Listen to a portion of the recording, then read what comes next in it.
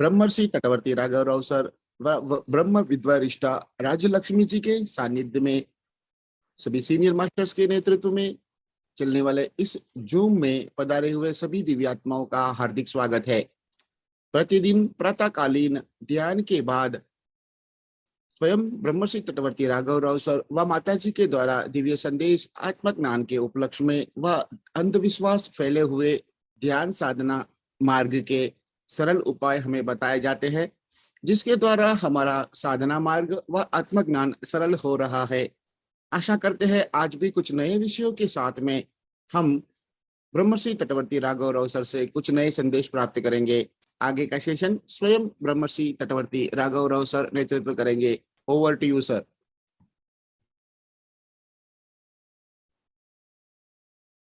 అందరికీ నమస్కారం।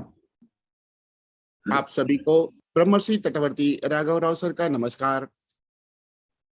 కార్యక్రమం ప్రారంభించే ముందు మన అందరి గురువు అయినటువంటి బ్రహ్మర్షి పత్రి గారికి ఒక్కసారి మనం ధన్యవాదాలు చెప్పుకుందాం।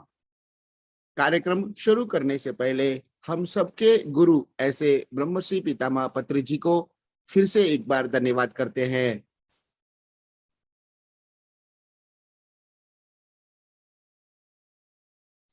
మనం గత 66 ఎపిసోడ్ నుంచి ఒక విషయమే చెప్పుకుంటున్నాం। हम पिछले 66वां एपिसोड से एक विषय के ऊपर चर्चा कर रहे थे। ఈరోజు 67వ ఎపిసోడ్। आज का यह एपिसोड 67वां है। ఏమిటంటే అది వికృతి ప్రకృతి సంస్కృతి। और वो विषय है विकृति, प्रकृति और संस्कृति। దానిలో భాగంగా उसी के भाग स्वरूप में భగవంతుడు చెప్పింది మానవుడు చేసేది అన్న దాని మీద మనం చెప్పుకుంటున్నాం। भगवान बताया हुआ और इंसान जो कर रहे हैं उसके ऊपर हम चर्चा कर रहे थे। భగవద్గీత ద్వారా భగవానుడు మానవులకు ఎన్నో బోధించడం జరిగింది। भगवत गीता के द्वारा भगवान मानवों को बहुत कुछ उपदेश दिए थे। ఎందుకోసం బోధించడం జరిగింది అంటే और वो उपदेश इसलिए दिया गया था మానవులు ధర్మాన్ని తప్పి జీవిస్తున్నారు। मानव अधर्म से जीवन जी रहे हैं। అందుచేత కష్ట నష్టాలకు గురవుతున్నారు। इसीलिए मुसीबत और नुकसानों के शिकार हो चुके हैं। అందుచేత భగవానుడు మానవులు ఎలా జీవించాలో బోధించడం జరిగింది। इसीलिए भगवान मानव को कैसा जीवन जीना है बताया गया है। కానీ విచిత్రం ఏమిటంటే लेकिन विचित्र की बात यह है మానవులు ఆయన బోధించిన బోధలు పారాయణ చేస్తున్నారు। मानव उनके द्वारा दिया गया उपदेश को पारायण के रूप में किए जा रहे हैं, కానీ ఆచరించట్ల। लेकिन आचरण नहीं कर रहे हैं। కానీ ఎవరైతే ఆచరిస్తారో వారి జీవితం ఎప్పుడు ఆనందంగా శాంతిదాయకంగా ఉంటుంది। लेकिन जो लोग आचरण करते हैं उनका जीवन हमेशा शांति पूर्वक रह पाता है। అంచేత ఎవరైనా సరే జీవితం బాగుండాలి అంటే इसीलिए चाहे कोई भी हो, जीवन सही ढंग से चलने के लिए భగవానుడు చెప్పింది ఆచరించాలి. भगवान जो कहा है उसका आचरण करना जरूरी है। ముఖ్యంగా ఆయన గుణాలు సరి చేసుకోమన్నాడు. मुख्य रूप से उन्होंने गुणों को सही करने के लिए कहा है, కానీ మానవుడు రూపాన్ని సరి చేసుకుంటున్నాడు. लेकिन मानव रूप को ही सही कर रहे हैं। అంటే గుణాలకి మానవుడు ప్రాముఖ్యం ఇవ్వట్ల.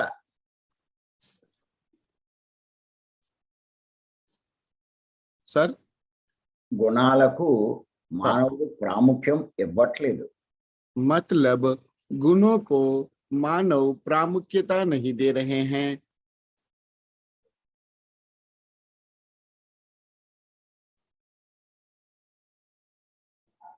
ఆ దేహ అందానికి దేహ రూపానికే ప్రాముఖ్యం ఇస్తున్నాడు.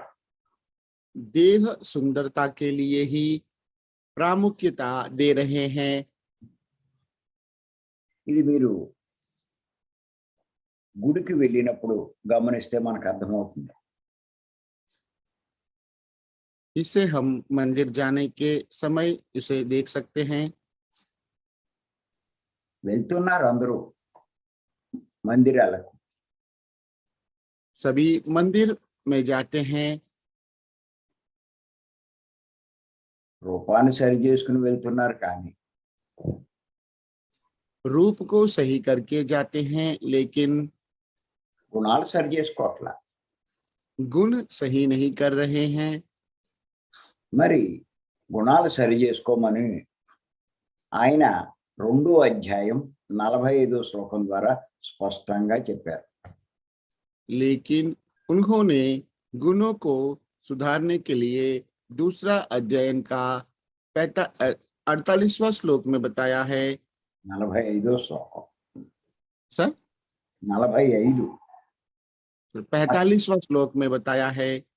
ఆ శ్లోకం ఏమిటి అంటే,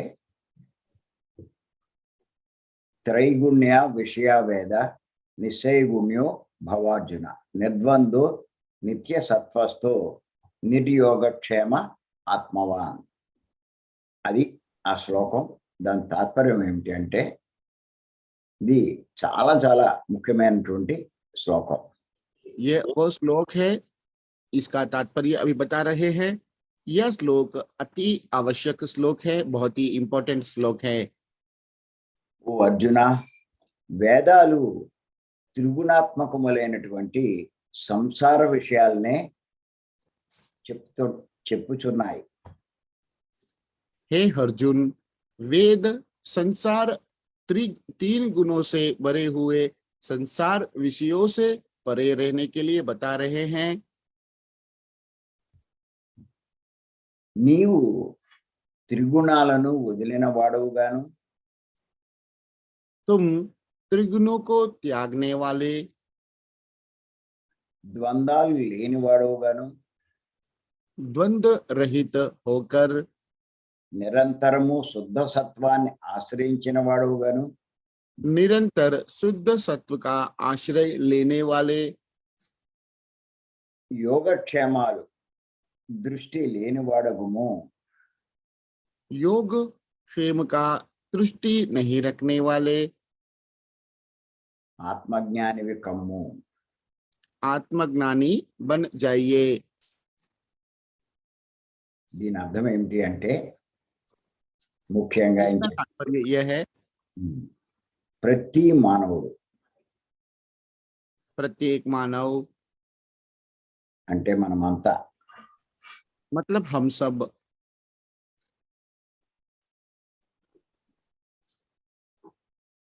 త్రిగుణాతీతులు కావాలి. त्रिगुणातीत बनना है। ద్వంద్వాలు అధిగమించాలి. द्वंद्वों से मुक्त होना है। శుద్ధ సత్వాన్ని ఆశ్రయించాలి. शुद्ध सत्व का आश्रय लेना है। అంటే శుద్ధ సత్వంలోకి ప్రవేశించాలి. मतलब शुद्ध सत्व में प्रवेश करना है। యోగక్షేమాలందు ఆసక్తి ఉండకూడదు. योग क्षेमों में आसक्ति नहीं रहना चाहिए। ఆత్మజ్ఞాని అవ్వాలి. और आत्मज्ञानी बनना है। ఈ శ్లోకం ద్వారా ఎన్ని గొప్ప విషయాలు శ్రీకృష్ణుల వారు చెప్పడం జరిగింది. इस श्लोक के द्वारा इतने महान विषय श्री कृष्ण भगवान ने बताया है। అంచేత మనం ఈ సాధన చేస్తున్నాం. इसीलिए हम यह साधना कर रहे हैं। మరి మనలో ఈ మార్పులు వచ్చాయా లేదా तो हम में ये बदलाव आए हैं कि नहीं, అన్నది మనం చూసుకుంటూ ఉండాలి. ये बात हम हमेशा देखते रहना चाहिए। ఆ రకమైన మార్పులు ఈ సాధన ద్వారా మనలో వచ్చినట్టయితే उस तरह के बदलाव इस साधना के द्वारा यदि हम में आते हैं तो మన సాధన సరైన ఫలితాలు ఇస్తున్నట్టు. हमारी साधना सही फल दे रहे हैं ऐसे मान लेना चाहिए।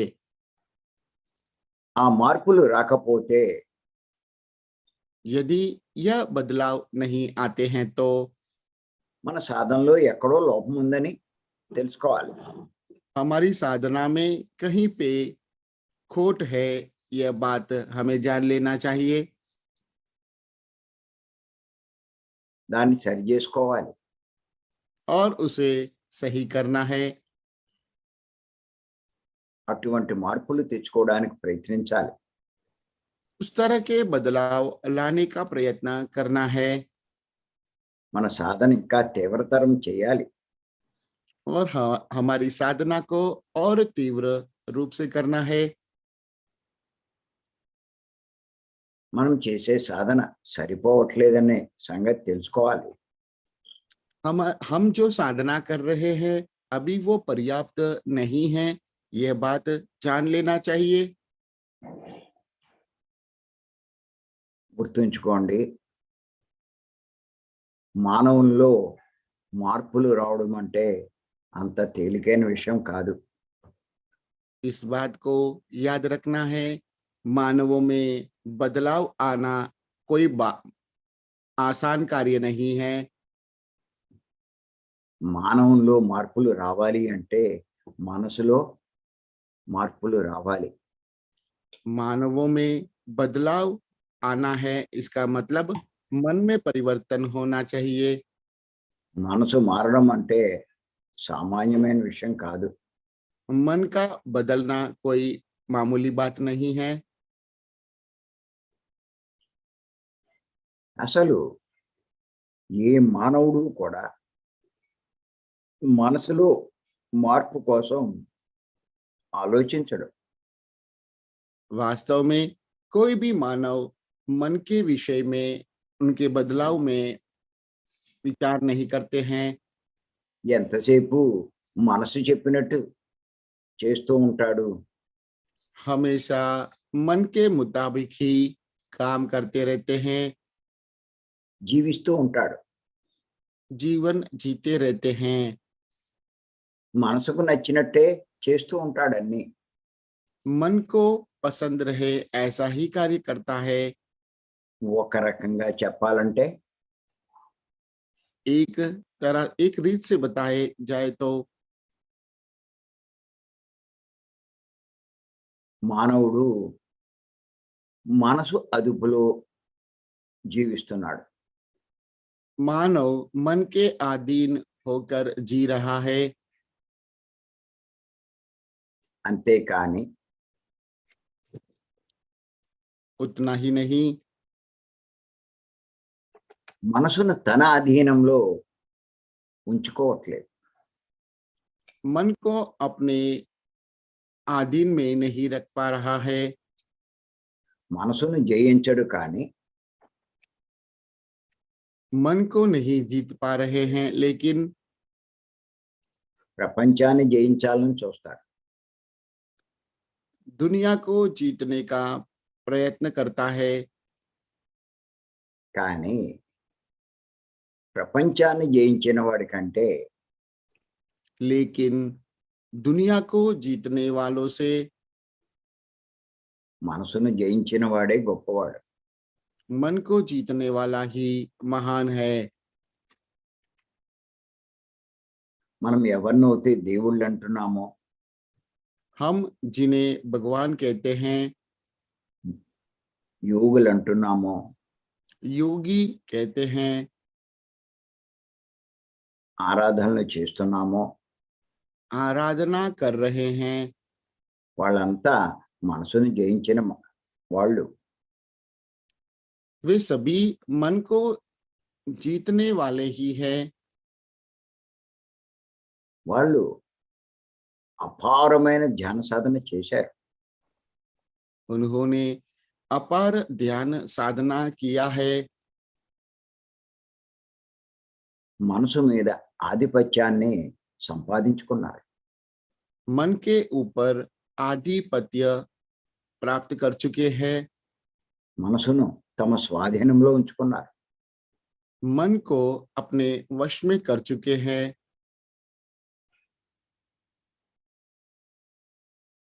చాలా కష్టపడ్డారు వాళ్ళు. बहुत मेहनत किया है उन्होंने। ఇవన్నీ నేను ఎందుకు చెప్తున్నాను అంటే, यह सब मैं आपको इसलिए बता रहा हूं, ఇప్పుడే మనం ఆ స్థాయికి వచ్చేస్తామని కాదు.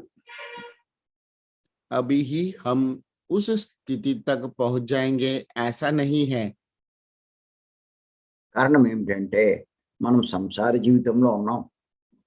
क्योंकि हम संसार जीवन में हैं।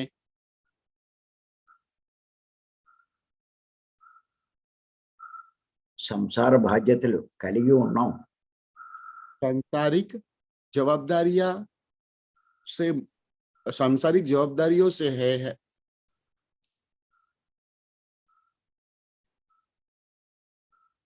అంచేత మనం చేయవలసింది ఏమిటి అంటే, इसीलिए हमें जो करना है वो यह है, ఇవన్నీ అధిగమించాలి. इन सभी से आगे बढ़ना है। అదే మన జీవిత లక్ష్యంగా తెలుసుకోవాలి. यही हमारा जीवन लक्ष्य है, इसे जान लेना है। దానికోసం విశేషంగా కృషి చేయాలి. जिसके लिए विशेष रूप से हमें कृषि करना है। సంసారాన్ని చూసుకుంటూ संसार को देखते हुए, సంసారాన్ని పోషించడానికి సంపాదించుకుంటూ संसार का पोषण के लिए कमाते हुए, సంసార బాధ్యతలు నిర్వహిస్తూ संसारिक जवाबदारियों का वहन करते हुए, ఖాళీ దొరికినప్పుడల్లా जब भी समय मिलता है వృధా చేయకుండా नष्ट किए बिना ఈ ప్రయత్నం తీవ్రంగా చేయాలి. यह प्रयत्न तीव्र रूप से करते रहना है। ఇది తెలియపరచడానికే ఈ విషయం చెప్పడం. यह बात बताने के लिए ही यह विषय बता रहे हैं। ఈ విషయం చెప్పగానే మీరందరూ మారిపోతారని కాదు. यह विषय बताने से ही आप सब बदल जाओगे, ऐसा नहीं है।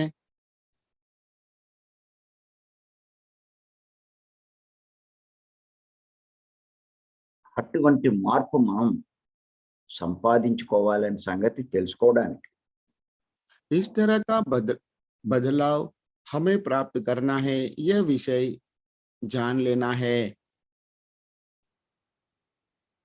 చాలా కష్టపడాలని సంగతి తెలుసుకోవడానికి बहुत मेहनत करने की आवश्यकता है यह बताना है। తీవ్ర సాధన చెయ్యాలని తెలియపరచడానికి.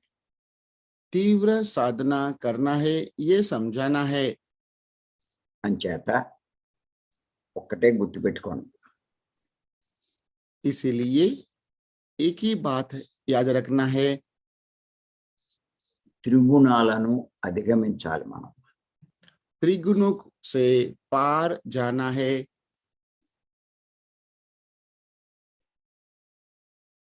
అంటే తమో గుణ లక్షణాలు మనలో ఉండకూడదు.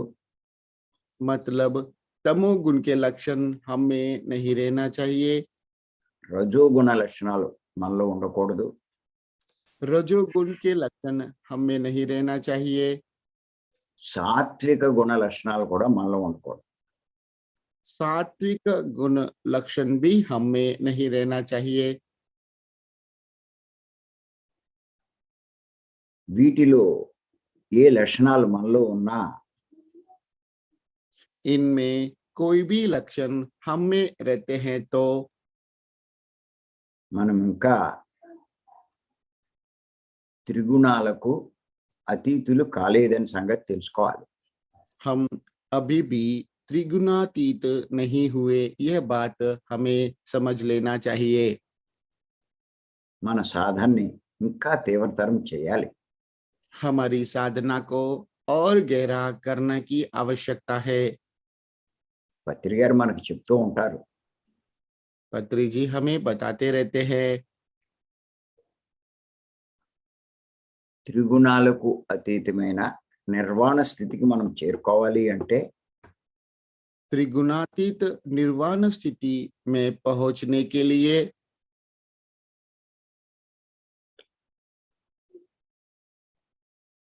సంసారంలోనే అది సాధించాలంటారు. संसार में ही उसे प्राप्त करना है। అంటే సంసారంలోనే నిర్వాణం అనే సంగతి మనకి ఆయన బోధిస్తారు. मतलब संसार में ही निर्वाण स्थिति है, ये हमें बता रहे थे। అంచేత శ్రీకృష్ణ భగవానుడు చెప్పిన ఈ విషయం इसीलिए श्री कृष्ण भगवान ने बताया हुआ यह बात को, అంత తేలికేం కాదు. यह बात इतना आसान नहीं है। అందుకే భగవానుడు చెప్పింది ఆచరించలేకపోతున్నారు. इसीलिए भगवान जो कहा है उसका आचरण नहीं कर पा रहे हैं। మరి జీవితంలో దుఃఖాన్ని అధిగమించలేకపోతున్నారు. और जीवन में दुख को पचा नहीं पा रहे हैं। కానీ మనం నిరుత్సాహపడకూడదు. लेकिन हमें निरुत्साह नहीं होना है। భగవానుడు చెప్పింది ఆచరించే ప్రయత్నం చేయాలి. भगवान ने जो बताया है उसका आचरण करने का प्रयत्न करना है, సాధించాలి. प्राप्त करना है, పట్టుదలగా కృషి చెయ్యాలి. पूरी एकाग्रता से कृषि करना है। మరి మనమంతా కూడా ఆ పనే చేస్తున్నాం. और हम सब भी वही कार्य कर रहे हैं। ఎందుచేతనంటే क्योंकि ప్రతిరోజు 3 గంటలకి లేవడం అంటే సామాన్యమైన విషయం కాదు. हर दिन 3 बजे उठना कोई साधारण बात नहीं है। ఏదో ఒక రోజు 2 రోజుల్లో లేవచ్చు.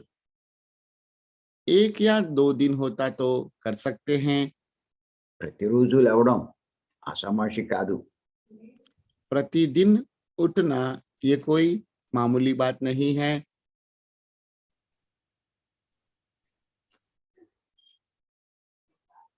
తెల్లవారి 6 అయినా 7 అయినా చాలా మంది లేవలేరు. सुबह 6 या 7 बजे भी कई लोग नहीं उठ पाते हैं। కానీ మనం 3 గంటలకే లేస్తున్నాం. लेकिन हम 3 बजे ही उठते हैं। ఎవడు ధ్యానం చేయట్లా. कोई ध्यान नहीं कर रहे हैं। మనమంతా ధ్యానం చేస్తున్నాం. हम सब ध्यान कर रहे हैं। ఒకవేళ ధ్యానం చేసిన వాడు సరైన ధ్యానం చేయట్లా. यदि वे लोग ध्यान करते हैं तब भी सही ध्यान नहीं कर रहे हैं। మనం సరైన ధ్యానం చేస్తున్నాం. हम सही ध्यान ही कर रहे हैं। ఈ ధ్యానం చేసిన వాళ్ళు కూడా జ్ఞానం మీద దృష్టి లేదు.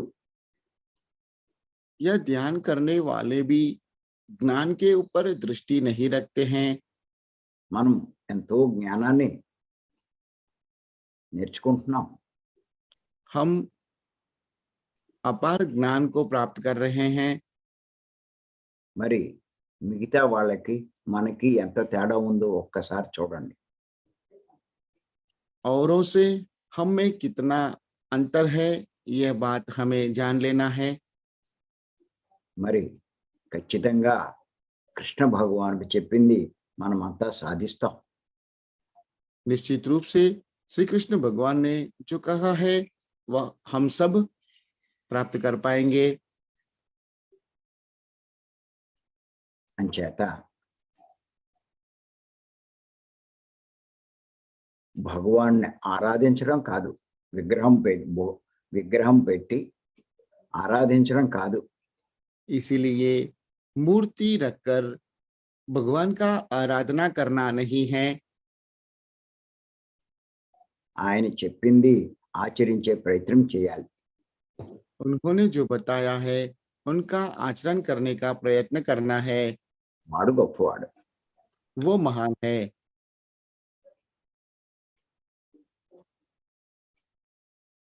ఆ పనే మనమంతా చేస్తున్నాం. हम सब वही कार्य कर रहे हैं। రేపు మరికొన్ని విషయాలు తెలుసుకుందాం. कल हम कुछ और बातें समझने का प्रयत्न करेंगे। Thank you. धन्यवाद। गुरु जी का आज का यह हिंदी संदेश यहाँ पे समाप्त होता है। आप सबसे अनुरोध है, आज का इस विषय के उपलक्ष्य में यदि किसी को संदेह या अभिप्राय है तो कृपया हैंड रेस करके व्यक्त कर सकते हैं। नमस्ते गीता जी, अपने आप को अनम्यूट करेंगे। नमस्ते, कोटि कोटि वंदन तटवर्ती रागराज सर, चिरंजीवी सर, आपको भी प्रणाम। आप कंटिन्यूसली 3 दिन से चैप्टर नंबर 2 45वां श्लोक के बारे में बताते रहते हैं। वो है कि त्रिगुणा, हम त्रिगुणा से कैसे बाहर आ सकते हैं। यही बात श्री कृष्ण ने अर्जुन को कहा है। अर्जुना, वेद संसार त्रिगुणों से परे रहने के लिए कहते हैं, संसार के त्रिगुणों से परे रहने के लिए कहे हैं। वो 3 गुण के बारे में आपने बताया, कल ही आपने एक्सप्लेनेशन दिया है। लेकिन मानव किसमें ज्यादा रुचि रखता है? पारायण करने में। भगवत गीता को रोज पारायण करके खुश हो जाता है और सोचता है उसने सब कुछ देख लिया, पा लिया, लेकिन उसका आचरण नहीं कर रहे हैं। सिर्फ भगवत गीता पाठांतर पारायण करने से काम नहीं चलेगा। जो कुछ श्री कृष्ण ने बताया उसके आधार पर चलना चाहिए, उनको आचरण करना चाहिए, लेकिन मानव ये समझता नहीं है। लेकिन जो कोई उसको आचरण करेगा सभी दुख से बाहर आ सकते हैं। ऐसे आपने कहा है। त्रिगुणात्मक जो तमोगुण, रजोगुण, सत्वगुण है, उससे भी आगे निर्गुण स्थिति में पहुंचने के लिए हमें एक ही काम करना चाहिए, तीव्र ध्यान करना चाहिए। प्रति मानव त्रिगुणातीत बनना है और दुखों से मुक्त होने के लिए ध्यान करना चाहिए। और जो कुछ भगवत गीता में बताया है उसको आचरण करना जरूरी है। हम अपने आप को सतत यानी हमेशा चेक करना चाहिए कि हम में बदलाव आए है क्या। ये बदलाव बहुत इम्पोर्टेंट है। बदलाव भी कैसे बदलाव? मानव को बदलाव आना इतना आसान नहीं है, लेकिन जब मानव अपने मन को वश में रख के बदलाव लाएगा, परिवर्तन लाएगा, वो ही बहुत ही जरूरी है। ये मानव बार बार अपने को चेक करना चाहिए, क्या मुझ में बदलाव आएगा क्या, हम मन से ठीक हो गए क्या, ये भी चेक करना चाहिए। कोई संदेश मिला, कोई संदेश मिलते हैं तो उससे तुरंत पा लेना चाहिए। किसी से भी शायद बुक या सज्जन सांगत्य से हमें जो कुछ संदेश मिलते हैं, अच्छे नॉलेज मिलते हैं, ज्ञान मिलते हैं, तो तुरंत उसे लेकर उसके अनुसरण करना चाहिए। मानव मन का अधीन होकर रहता है आजकल हम देखते हैं, लेकिन मन को सही तरह से वंश में नहीं ला पाते हैं। इसलिए दुनिया को जीतने वाले ही मन को जीतने वाले होते हैं, वो है महान है। सिर्फ दुनिया को जीतने से काम नहीं चलेगा, आप कहते हैं मन को जीतने वाला ही महान है। उनको ही योगी कहते हैं, उनको ही आराधना करना चाहिए। योगी अपार ध्यान करके ये सब मन को अपने वश में किया है। हम भी रोज ध्यान करके ज्ञान पाकर इस संसार को जो चाहिए, अपने जवाबदारी, संसार में रहकर जवाबदारी भी करना चाहिए, कमाना भी चाहिए, लेकिन अधिक से अधिक समय तीव्र ध्यान करके त्रिगुणात्मक जीवन में आना चाहिए। हम में बदलाव बहुत से लाना चाहिए, मन के बदलाव लाना बहुत ही जरूरी है, आप कहते हैं। और इसके लिए हमें रोज 3 बजे उठ के तीव्र ध्यान करना ही चाहिए। ये बात बहुत इम्पोर्टेंट है। ध्यान करना इतना आसान नहीं है, लेकिन हम ये प्रैक्टिस कर लेंगे, रोज उठ के 3 घंटे सुबह के टाइम पे उठ के प्रैक्टिस करेंगे, तीव्र ध्यान करेंगे, तो हम निश्चित रूप से निर्गुणात्मक जीवन पर आ सकते हैं। मूर्ति रखकर भगवान को नहीं पूजना चाहिए, लेकिन ध्यान में बैठ के तीव्र ध्यान करके निर्गुणात्मक स्थिति में आ सकते हैं। इतना आज मैं समझ पाई सर। Thank you madam. धन्यवाद Geeta ji. Thank you sir. Okay sir. और कोई आज के इस विषय के बारे में हिंदी में बात करना चाहते हैं तो कृपया हैंड रेज करेंगे। Chiranjeevi sir Hindi session close చేసి धन्यवाद। Thank you, thank you, thank you.